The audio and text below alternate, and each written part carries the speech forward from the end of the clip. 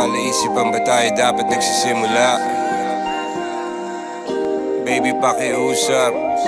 Kung magpapakilala sana, para bang idaan mo lahat sa hawa. Naligaw lang sa dinami-dami ng mga pasikot-sikot sa iyong katawan. Sana lang ay magpadaan. Nabulag sa iyong mga kurbada, nabudol sa mga usapang walang kontrata. Harutan hanggang sa abutan ng umaga. Walang sagot sa katanungan, tayo nga ba aruy? Kung ayaw masaktan, wag nang umasa. Nagbabaka sakali na lang na tsumamba. Mga dasal sa may kapal, sana gumana. Kaso madalas tila ni Satanas sa magkakutsaba. Matagal ko na itong pinapanalangin na ika'y tuluyang mapaibig sa'kin. Ngunit ako'y parang dagan, di na kitang nanlawin. Pinaglaruan tapos pinakawalan rin. Tinigay tahimik, isip ay malalim. Hirap lang basahin, tila babaybayin. Sarili kong lingwahe ng pag-ibig ay pag-amin. Ikaw ginawa mong sining ang pagiging sinungaling. Kung magpapakilala sana, para bang idaan mo lahat sa hawa.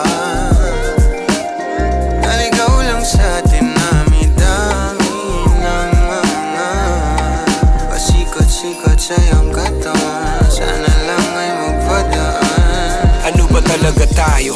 Para lang klaro, kailangan ko malaman kung mahal mo pa ba ako. Naglalaro ka lang ba o nananarantado? Kasi nakita ko kahapon may kasama kang bago. Ayoko nang umasa sa mga usapang malabo. Parang gamo-gamong nadarang at napaso, nadala at mas lalo lang nawala at naglaho ang mga balak at plano. Nagmukha pa akong gago kaya walang mga pangako. Puro para-paraan, laging telebabad kahit walang tawagan. Araw-araw normalan kasi para pa saan ang mga sumpaan kung wala namang karapatan. Ibig ko maliwanagan, wag mo sanang diliman. Kapaan parang magkasintahan sa sinihan, matinding palaisipan. Sa dami ng pasikot-sikot nagkakasalisihan. Kung magpapakilala sana, para bang idaan mo lahat sa hawa. Naligaw lang sa dinami-dami ng mga pasikot-sikot sa iyong katawan. Sana lang ay magpadaan.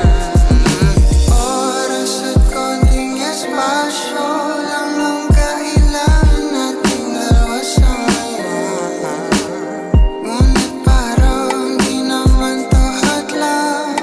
Palapit na tayo sa kalagwagan. May dalawang magkasintahan sa taas ng bundok, nagkasundong tapusin ang buhay nilang malungkot. Hindi na masaya sa kama, hanap na ituldok. Usapan ay sabay silang tatalon sa tuktok. Sabi niya, magtiwala ka lang sa'kin, mahal ko. Talon tayo ng sabay, pagbilang ko ng 3. Kaso lang, ang problema, pagkatapos niyang bumilang, siya lang ang tumalon. Si babae nagpaiwan, habang nakatingin sa kanya nakangiti lang. Ngunit biglang nagulat ang babae nang nakitang nakangiti din si lalaki habang pababa siya. Sabay biglang bukanan ng buhalang para kaida. Ngayon sino mas taksil sa dalawa? Sino ang mas tuso? Sino ang mas tanga talaga? Yung lalaki ba na may dalang backup plano? Yung babae na wala siyang balak back